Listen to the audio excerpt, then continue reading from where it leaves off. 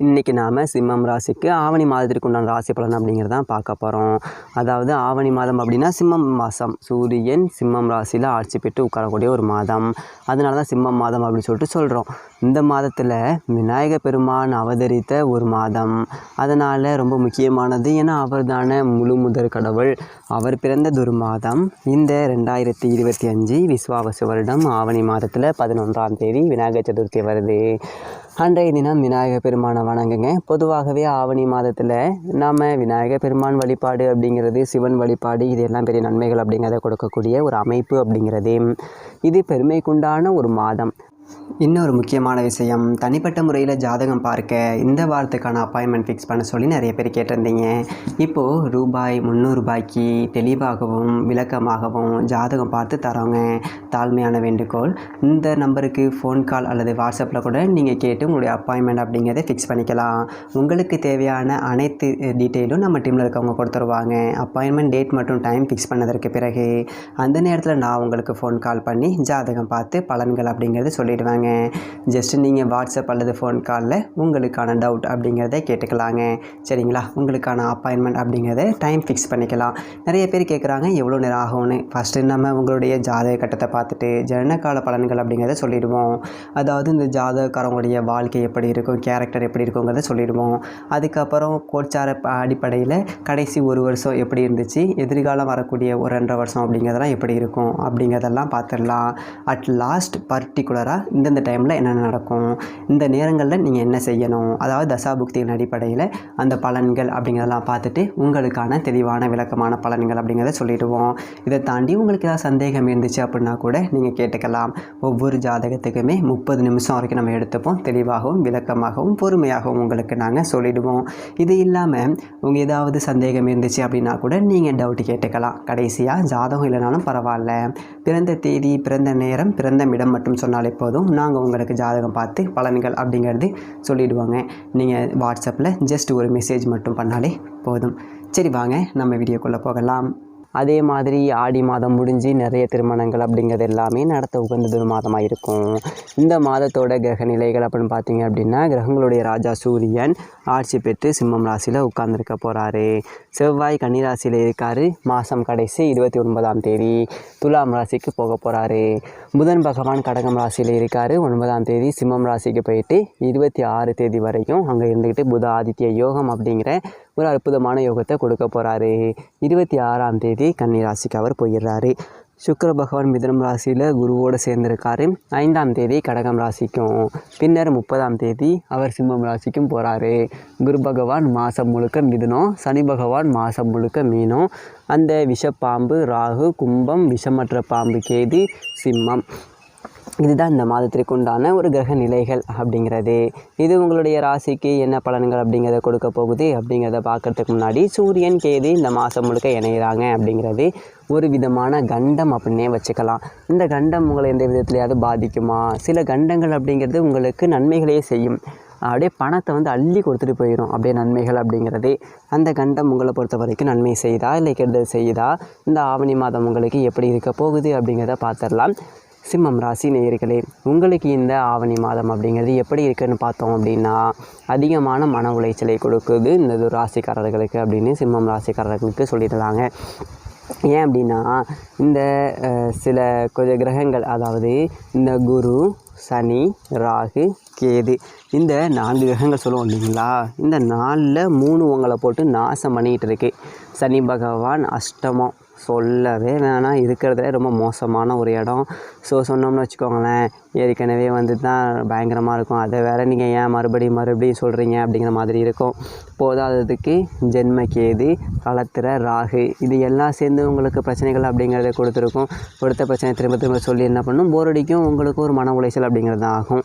அதனால் இப்போ இந்த மாதமாவது ஏதாவது நல்லது கிடைக்குமா, அதாவது உருப்படியாக ஏதாவது தேருமா அப்படிங்கிறத பார்த்தோம் அப்படின்னா, உண்மையிலேயே இந்த ஆவணி மாதம் அப்படிங்கிறது நீங்கள் ரொம்ப சந்தோஷப்பட்டுக்கலாம். அப்பாடா, பெரியதொரு பாலைவனத்தில் இருந்து மீண்டு வந்த மாதிரி இருக்குப்பா, அப்படி ஒரு தொந்தரவு என் வாழ்க்கையில் நான் பட்டதே இல்லை, இப்போ தான்ப்பா மீண்டு வந்திருக்கேன் அப்படின்னு சொல்லிட்டு நீங்கள் நிம்மதி பெருமூச்சு அப்படிங்கிறத விட்டு கொடுக்கக்கூடிய அளவுக்கு இந்த ஒரு மாதம் அப்படிங்கிறது இருக்கும். அதுக்கு முக்கியமான காரணம் என்ன அப்படின்னா, ராசிநாதன் சூரியன் ராசிக்குள்ளே வந்து ஆட்சி பெற்று அமர போகிறாரு. அற்புதமான ஒரு நேரம் அப்படிங்கிறது. இந்த ஒரு காலகட்டத்தில் பார்த்தீங்க அப்படின்னா, உங்களுக்கு ஆன்மீக நாட்டம் அப்படிங்கிறது கொஞ்சம் வலுவாக இருக்கும். பொதுவாகவே பார்த்தீங்க அப்படின்னா, இந்த ஆடி மாதத்துல தான் எல்லாருக்கும் அப்படியே கோவில், குளம் அப்படிலாம் சுற்றி வருவாங்க. அங்கங்கே கோவிலில் போயிட்டு பால் குடம், விசேஷம், கஞ்சி கலையும் அப்படின்னு சொல்லிட்டுலாம் நடக்கும் இல்லைங்களா? உங்களை பொறுத்த வரைக்கும் இந்த ஆவணியில் வந்து பார்த்தீங்க அப்படின்னா, குலதெய்வ கோயிலுக்கு போவீங்க, நேர்த்திக்கடன் இருந்தால் அதை நிறைவேற்றுவீங்க.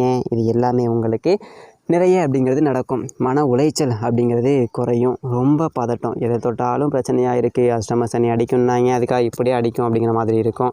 சரி, ஆஃபீஸில் தான் பிரச்சனை, வேலை செய்யக்கூடிய இடத்துல தான் பிரச்சனை, தொழில் தொடங்கக்கூடிய இடத்துல தான் பிரச்சனை, பண பிரச்சனை. சரி, நிம்மதியாகவாச்சும் வீட்டில் வந்து படுப்போம், எதாக இருந்தாலும் அப்புறம் பார்த்துக்கலாம் போடா, யோசித்து மென்டல் ஆயிரும் போல். இப்போ எதுவுமே யோசிக்க வேணாம், பேசாமல் வீட்டில் போய்ட்டு சோத்தை தின்னுட்டு நிம்மதியாக படுப்போம் அப்படின்னு சொல்லிட்டு வந்தோம் அப்படின்னா, வீட்டில் கணவன் மனைவிக்குள்ளே தேவையில்லாத சண்டை சச்சரவு அப்படிங்கிறது வரும். நம்ம வீட்டில் போய்ட்டு படுக்கக்கூடிய நேரம் தான் அடகு வச்ச நகைக்கு நோட்டீஸ் வந்திருக்கும். இதை மூக்கில் அதை மூக்கில் வட்டி கட்டிகிட்டு இருக்கேன், எங்கள் அப்பா வீட்டில் போட்டது போச்சு வந்துச்சு அப்படின்னு சொல்லிட்டு நிம்மதியாக ஒரு வேளை சோறு கூட சாப்பிட விட மாட்டாங்க. நமக்கு அப்படிங்கிறது கோவம் வரும். நம்ம 2 அடி அடித்து விடுவோம், இப்போ பாவமாக இருக்கும். அப்புறம் போயிட்டு வெளியில் போயிட்டு மறுபடியும் சுற்றுவோம். இப்படியே போயிடும். இனிமேல் அந்த மாதிரி இருக்காது, கவலைப்படாதீங்க. உங்களுக்கு புகழ், அங்கீகாரம் அப்படிங்கிறது எல்லாமே தானாக கிடைக்கும். தன்னம்பிக்கை அப்படிங்கிறது பளிச்சுன்னு வந்துடும். ரொம்ப அற்புதமான ஒரு நேரம். அப்பாடா, நான் இனிமேல் தப்பிச்சிருவேன்டா, பொழைச்சிப்பேன்டா, பார்த்துக்கலாம்டா அப்படிங்கிற மாதிரி உங்களுக்கு நீங்களே ஒரு மோட்டிவேஷன் பண்ணிக்கக்கூடிய மாதிரி ஒரு சம்பவங்கள் நடக்கும். நிறைய சின்ன சின்ன வெற்றிகள் அப்படிங்கிறது கிடைக்கும். இன்றைக்கி ஒரு 10,000 நமக்கு வரும் அப்படி சொல்லிட்டு நம்ம எதிர்பார்த்துட்டு இருந்தப்போ ஒரு 5,000 கிடைச்சிடும், பரவாயில்ல. 10ல் ஒரு 5வது வந்ததே அப்படின்னு சொல்லிட்டு ஒரு 20 நோக்கி நீங்கள் பயணப்படுவீங்க. அப்போ ஒரு 10 வரும். அடுத்தடுத்து ஒரு முன்னேற்றம் அப்படிங்கிறது உங்களுக்கு நீங்களே வர வச்சுப்பீங்க. அங்கே ஒரு ஆச்சரியமான ஒரு மாதமாக இந்த ஒரு மாதம் அப்படிங்கிறது இருக்கும். மாதம் தொடங்கி 5ஆம் தேதி கடகராசிக்கு சுக்கிரன் வராரு. அதாவது உங்களுடைய ராசிக்கு 3க்கும் 10க்கும் அதிபதி விரயத்துக்கு வராரு. அவர் விரயத்துக்கு வராரு அப்படிங்கும்போது நமக்கு சிந்தனைகள் அப்படிங்கிறது ரொம்ப அதிகமாக இருக்கும். பெருசாக ஆசைப்படுவீங்க, ஏதாவது ஒரு முயற்சி செய்யணும் அப்படின்ட்டு சொல்லிட்டு புதனோட சுக்கிரன் சேர்ந்து புத சுக்கிர யோகம் அப்படிங்கிறத கொடுக்குறாரு. அப்படிங்கிறதுனாலையும் தேவைக்கு அதிகமாகவே நம்மக்கிட்ட காசுக்கு வரும். இன்றைக்கி ஒரு 10 ரூபா கேட்டோம்னா 12 ரூபா கிடைக்கும். ஒரு நண்பன் இருப்பான், துரோகியாக மாறிடுப்பான், அவனை விட ஒரு நல்ல நண்பர்கள் அப்படிங்கிறது நம்ம கிடைப்பாங்க. இத்தனை நாளாக இவனுக்கு போயிட்டு உதவி செஞ்சோம்டா, இப்போ வந்திருக்கான் பாடுறா, இவன் தாண்டா மனுஷன் அப்படின்னு சொல்லிட்டு ஒரு புது நபர்களுடைய ஒரு அறிமுகம் அப்படிங்கிறது கிடைக்கும். அதே மாதிரி வேலைக்கு போயிட்டு இருக்கிறவங்க வேறு ஒரு நிறுவனங்களுக்கு வேலைக்கு போவீங்க. போகிற இடத்துல உங்களுக்கு நல்ல மதிப்பு மரியாதை கிடைக்கும், நல்ல சம்பளம் கிடைக்கும். அட பாவீங்களா, இத்தனை வருஷமாக அவன்கிட்ட நாயா பேயா உழைச்சினடா, பாடுறான், நேத்தாண்டா வந்து நல்ல மதிப்பு மரியாதை கிடைக்கிது, நம்ம திறமைக்கு உண்டான ஒரு அங்கீகாரம் கிடைச்சிருச்சு அப்படின்னு சொல்லிட்டு நீங்கள் சந்தோஷப்படக்கூடிய ஒரு அளவுக்கு சம்பவங்கள் அப்படிங்கிறது தெளிவாக நடக்கும். ஆவணி 9ஆம் தேதி உங்களுடைய சொந்த ராசிக்கே புதன் வராரு. 2க்கும் 11க்கும் அதிபதியான புதன் உங்களுடைய ராசிக்குள்ளேயே வரக்கூடிய ஒரு நேரம், ஒரு உன்னதமான ஒரு நேரம். கொடுக்கல் வாங்கல் அப்படிங்கிறது ரொம்ப சிறப்பாக இருக்கும். கடன்லாம் வாங்கியிருந்தீங்கன்னா அடைச்சிடலாம், கொடுத்துருந்தீங்க அப்படின்னா வராத கடன் கூட இப்போ வசூலாகிடும். அதே மாதிரி குடும்பத்தில் இருந்த கருத்து வேறுபாடுகள் அப்படிங்கிறது நீங்கும். குறிப்பாக பெண் கொடுத்த இடத்துலையோ இல்லை பெண் எடுத்த இடத்துலையோ பிரச்சனைகள் அப்படிங்கிறது இருக்கும். அஷ்டம சனி காலகட்டத்தில் அது எல்லாமே இப்போ சரியாயிடும். அதே மாதிரி தாய் மாமா வழியில், தாய் வழி சொந்தங்கள் வகையில் இருந்த கருத்து வேறுபாடுகள் இதெல்லாம் நீங்கி நல்லதொரு நேரம் அப்படிங்கிறது வரும். அதே மாதிரி வருமானம் என்பது உயரக்கூடிய ஒரு வழி அப்படிங்கிறது பிறந்துடும்.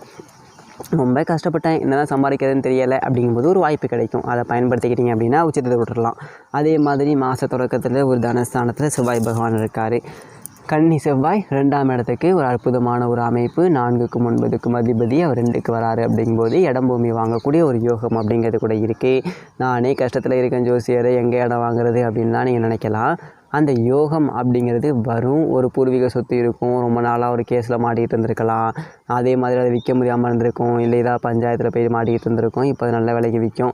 சரி, இப்போது அதை கொடுத்துட்டு வேறு எங்கேயாவது ஒரு இடத்த வாங்கி போடுவோம், பூர்வீகத்தில் தான் 4 பக்கம் பிரச்சனையாக இருக்குது, வேறு இடத்தையாவது வாங்கி போடுவோம் அப்படின்னு சொல்லிட்டு வாங்கி போடுவீங்க.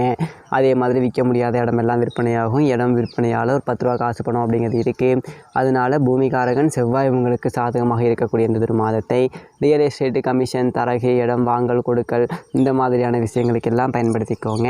அதே மாதிரி விவசாயம் அப்படிங்கிறது நல்லாயிருக்கும். மன நம்பி எந்த ஒரு தொழில் செஞ்சாலும் அது பொண்ணாக மாறும். நல்லதொரு விளைச்சல், நல்லதொரு விலை அப்படிங்கிறது கிடச்சி ஒரு 10 ரூபா காசு பணம் அப்படிங்கிறது மிச்சப்படுத்த முடியும். ஆவணி 29 தேதி வரையும் செவ்வாய் கனியில் தான் இருக்கார். 29ஆம் தேதி தான் துலாம் ராசிக்கு போகிறாரு. அப்போ வந்து உடன்பிறப்புகளோட ஏற்பட்ட பஞ்சாயத்துகள் அப்படிங்கிறது விலகும். அப்போ நம்மக்கிட்ட ஒரு 10 ரூபா காசு பணம் இருக்குது அப்படிங்கும்போதே உடன்பிறப்புகள் வகையில் கொடுக்கல் வாங்கலில் பிரச்சனை, இல்லை நம்மக்கிட்ட இல்லாதப்போ பிரச்சனை, இந்த மாதிரிலாம் இருந்துச்சு அப்படின்னா எல்லாம் மாறி ஒற்றுமையாக இருப்பீங்க.